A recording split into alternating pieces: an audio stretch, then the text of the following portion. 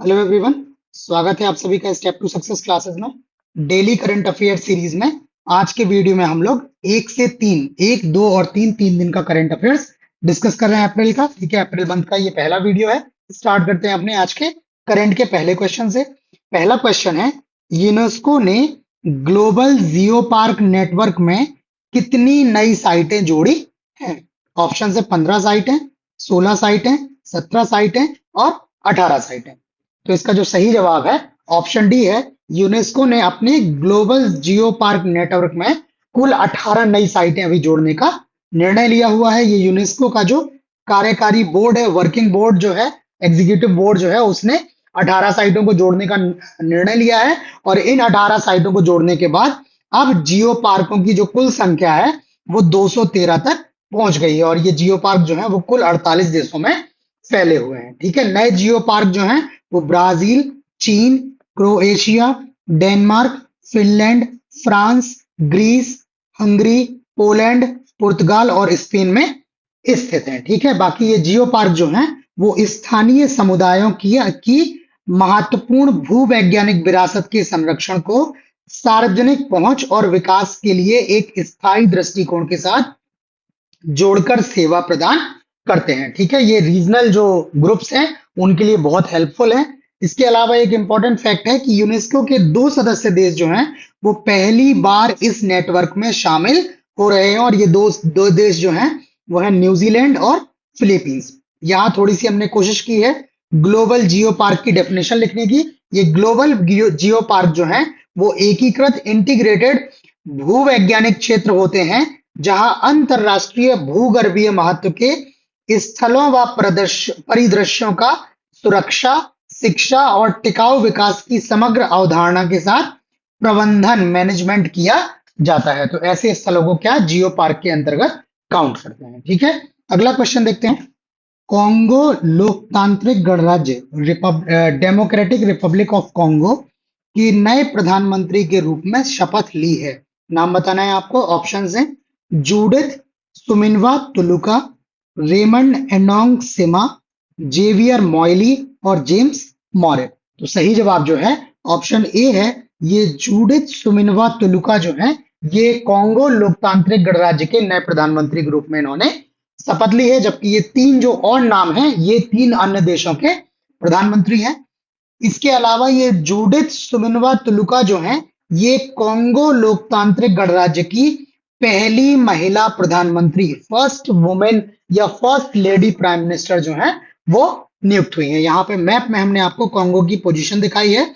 ये जो है डेमोक्रेटिक रिपब्लिक ऑफ कॉन्गो है जिसकी हम लोग बात कर रहे हैं। यहाँ पे रिपब्लिक ऑफ कॉन्गो है। ठीक है, ये तंजानिया रहा, Uganda, south Sudan, central African Republic, उसके बाद से यहाँ अंगोला और ये जाम्बिया। तो ये जो है इनके सीमावर्ती देश हैं। और अगर आप पूरे अफ्रीका महाद्वीप का मैप देखेंगे तो ये अफ्रीका महाद्वीप का मैप है। और यहाँ ये बीच में कहीं जो है वो कॉन्गो गणराज्य रेड कलर से दिख रहा है। ये लोकतांत्रिक कॉन्गो गणराज्य। आपको कंफ्यूज नहीं होना है रिपब्लिक ऑफ कॉन्गो और डेमोक्रेटिक रिपब्लिक ऑफ कॉन्गो में। ठीक, जबकि रेमंड एंडोंग सिमा जो है ये गेबॉन के प्रधानमंत्री, जेम्स मॉरे पापुआ न्यू गिनी के और जेवियर मॉयली जी जो हैं ये अर्जेंटीना के प्रधानमंत्री के रूप में कार्य कर रहे हैं। ठीक है, अगला क्वेश्चन देखते हैं। अगला क्वेश्चन है, वर्तमान में जीआई टैग उत्पादों के ज्योग्राफिकल आइडेंटिफिकेशन टैग या भौगोलिक आइडेंटिफिकेशन टैग के उत्पादों के मामले में उत्तर प्रदेश देश में किस स्थान पर आ गया है? ऑप्शन है चौथे, तीसरे, दूसरे और पहले। तो सही जवाब जो है ऑप्शन डी है। ये भौगोलिक संकेतकों के मामले में भौगोलिक जिन उत्पादों को भौगोलिक संकेत दिए गए हैं उन उत्पादों की संख्या के मामले में उत्तर प्रदेश जो है वो शीर्ष स्थान पर, पहले स्थान पर आ गया है। अभी हाल में उत्तर प्रदेश के 15 उत्पादों को जो है वो जीआई टैग या भौगोलिक संकेत दिए गए हैं। वैसे प्रमाणित उत्पादों की सूची में जोड़ा गया है जिसके बाद उत्तर प्रदेश शीर्ष स्थान पे आ गया है। उत्तर प्रदेश के कुल 69 उत्पादों को जीआई टैग दिया गया है।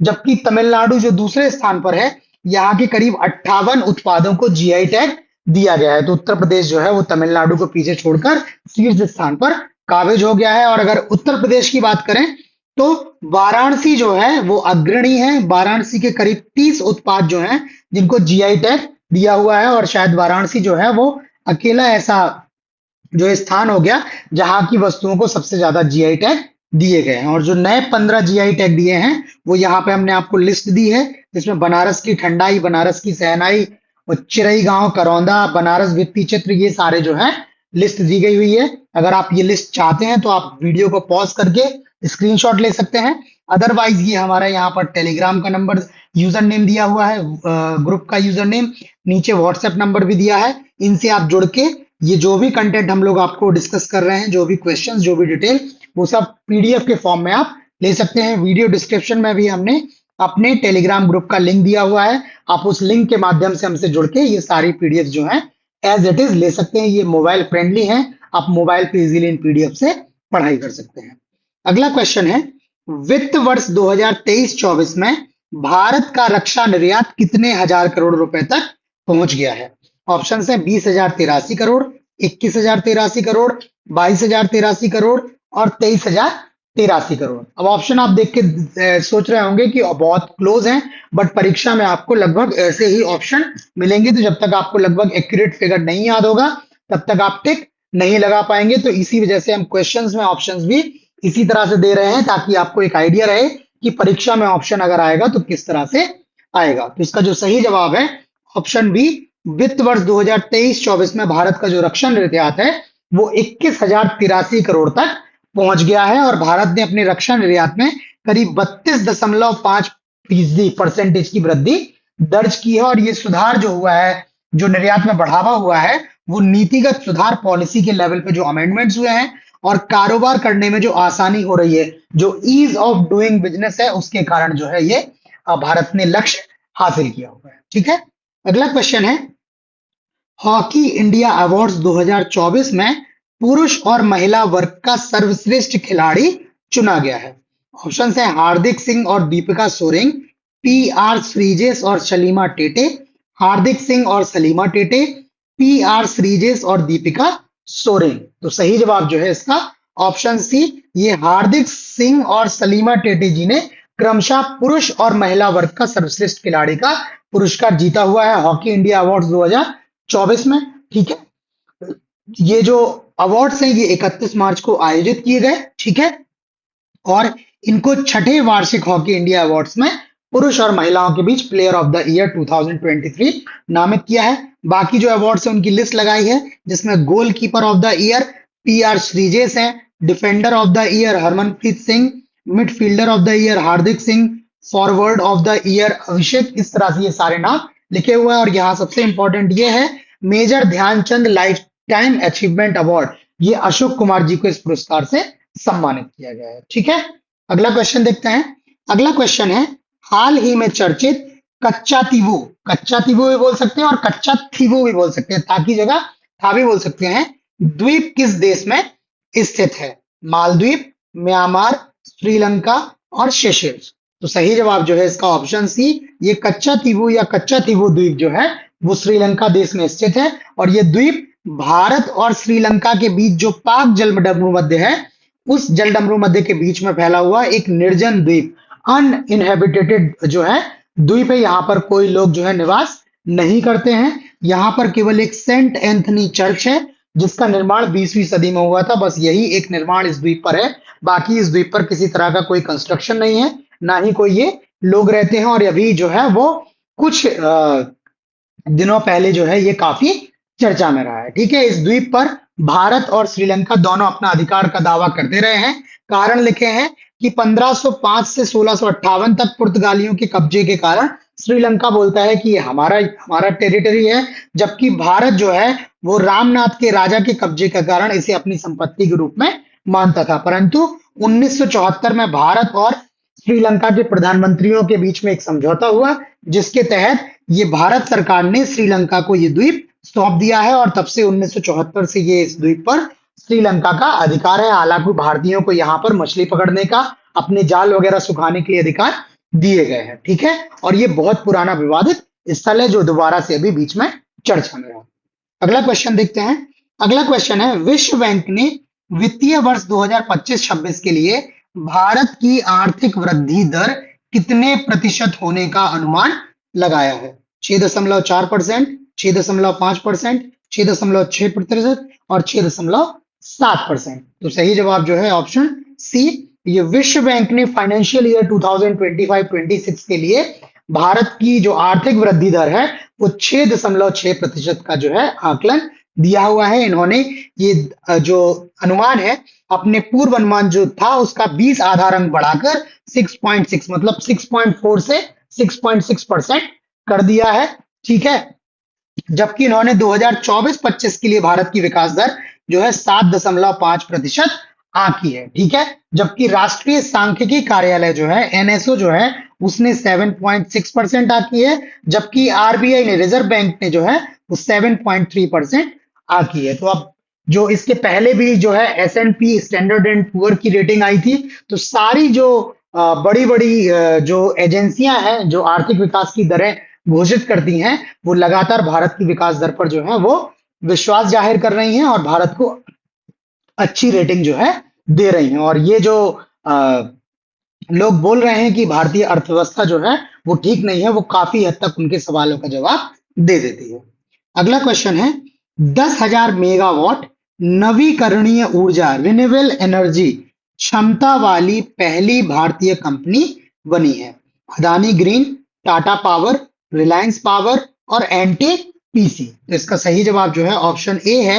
ये अडानी ग्रीन जो है वो देश की 10,000 मेगावाट नवीकरणीय ऊर्जा क्षमता वाली पहली कंपनी बनी है। ये दर्जा इसको हाल में इन्होंने गुजरात के खावड़ा में एक सौर पार्क का उद्घाटन किया हुआ है और ये सौर पार्क जो है वो 2000 मेगावाट सौर क्षमता का है। इसकी कमीशनिंग के बाद अब कंपनी की जो कुल स्थापित क्षमता जो है ऑपरेटिंग पोर्टफोलियो है वो 10,934 मेगावाट का हो गया है और इसके साथ ही भारत का ये सबसे बड़ा ऑपरेटिंग पोर्टफोलियो है। इस पोर्टफोलियो में करीब 7,393 मेगावाट जो ऊर्जा है वो सौर ऊर्जा से, 1,401 मेगावाट पवन ऊर्जा से और 2,140 मेगावाट पवन सौर हाइब्रिड क्षमता हासिल है। और इस तरह से ये दुनिया जो भारत की क्या है सबसे बड़ी जो है वो नवीकरणीय ऊर्जा पोर्टफोलियो वाली ऑपरेटिंग पोर्टफोलियो वाली कंपनी बन गई है।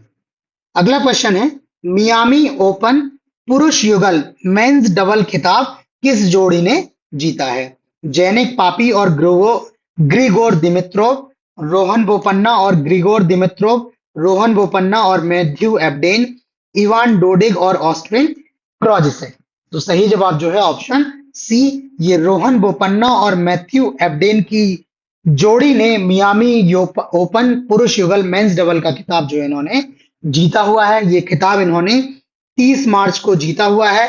रोहन बोपन्ना तो भारतीय खिलाड़ी हो गए, मैथ्यू एब्डेन जो है ये ऑस्ट्रेलिया के खिलाड़ी हैं। इन्होंने क्रोएशिया के इवान डोडिक और अमेरिका के ऑस्टिन क्राजिसेक को हराकर ये खिताब जीता है। इसके साथ ही रोहन बोपन्ना ने एक नया रिकॉर्ड बनाया है। इन्होंने 44 साल की उम्र में एटीपी सर्किट पर मास्टर्स 1000 खिताब जीतने वाले सबसे उम्रदराज व्यक्ति का खिताब भी इन्होंने जीत लिया है।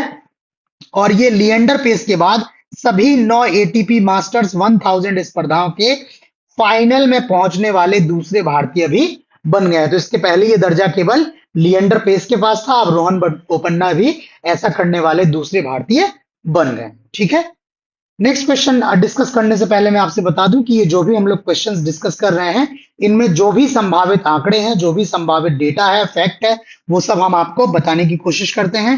फिर भी अगर आप हमें अपने फीडबैक जो है वो कमेंट्स के माध्यम से आप अगर अपना हमें फीडबैक देते हैं, आप वीडियो के लाइक कमेंट्स के माध्यम से फीडबैक देते हैं, तो हमें पता लगेगा कि आप ये चीजें जो है वो कितनी हद तक समझ पा रहे हैं, कहां पर हमें सुधार करने की जरूरत है, कहां पर हमें और थ्रस्ट देने की जरूरत है, ताकि ये जो है कंटेंट आपके लिए और ज्यादा हेल्पफुल बनाया जा सके। तो प्लीज आप लोग अपना जो वैल्यूएबल फीडबैक है वो हमें जरूर दें, ताकि हम इस दिशा में और सुधार करें, जिससे अंतिम लाभ जो है वो आपको ही होगा। ठीक है, अगला क्वेश्चन है भारतीय भारोत्तोलक जिन्होंने भारोत्तोलन विश्व कप 2024 में कांस्य पदक जीता है, ठीक है, वेट लिफ्टिंग वर्ल्ड कप में ब्रॉन्ज मेडल जीता है। ऑप्शन है मीराबाई चानू, पूनम यादव, विंध्या रानी देवी और कुंज रानी देवी। तो सही जवाब जो है ऑप्शन सी, ये भारतीय भारोत्तोलक है विंध्या रानी देवी।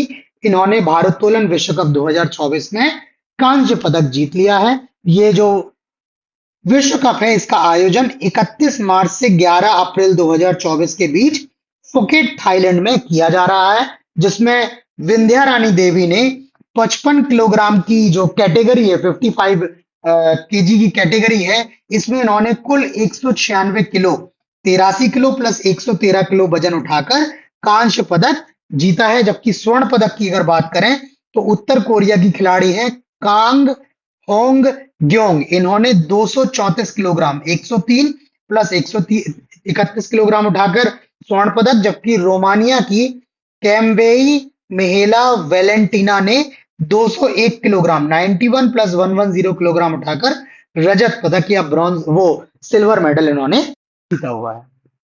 अगला क्वेश्चन है, विश्व के सबसे बुजुर्ग व्यक्ति जिनका 114 वर्ष की आयु में निधन हो गया है, उनका आपको नाम बताना है। काने टनाका, जुआन विसेंट पेरेज मोरो, फुसातुमे, मारिया ब्रानियास। ठीक है, तो सही जवाब जो है ऑप्शन बी, ये जुआन विंसेंट परेज मोरा जो है वो विश्व के सबसे उम्रदराज व्यक्ति का खिताब इनको दिया गया था और इनकी हाल में 114 वर्ष की उम्र में मृत्यु हुई है। ये वेनेजुएला के नागरिक हैं, इनका जन्म वेनेजुएला में हुआ था और इनका 2 अप्रैल 2024 को 114 वर्ष की आयु में मृत्यु हो गई है। ये कुछ ही दिन में जो है वो अपनी 115 वर्ष की आयु तक पहुंचने वाले थे, किंतु उसके पहले इनकी मृत्यु हुई है। इनको विश्व के सबसे उम्रदराज व्यक्ति या बुजुर्ग व्यक्ति का दर्जा जो मिला था वो वर्ष 2022 में मिला था।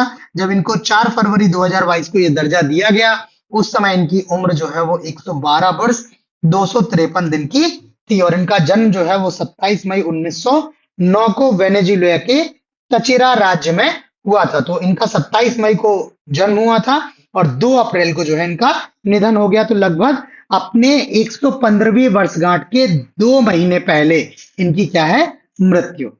ठीक है, तो आज करंट अफेयर्स में इतना ही। बाकी आपको वीडियो कैसा लगा प्लीज हमें लाइक करके कमेंट करके अपना फीडबैक जरूर दें, ताकि हम जो है और सुधार कर सकें, इसको आपके लिए और ज्यादा उपयोगी बना सकें। बाकी अगर आपने चैनल को सब्सक्राइब नहीं किया है तो सब्सक्राइब करके नोटिफिकेशंस ऑन कर लें, ताकि आपको नए कंटेंट के बारे में टाइमली अपडेट्स मिलते रहें। बाकी आज इतना ही, कल नए क्वेश्चंस के साथ मिलते हैं, तब तक के लिए धन्यवाद।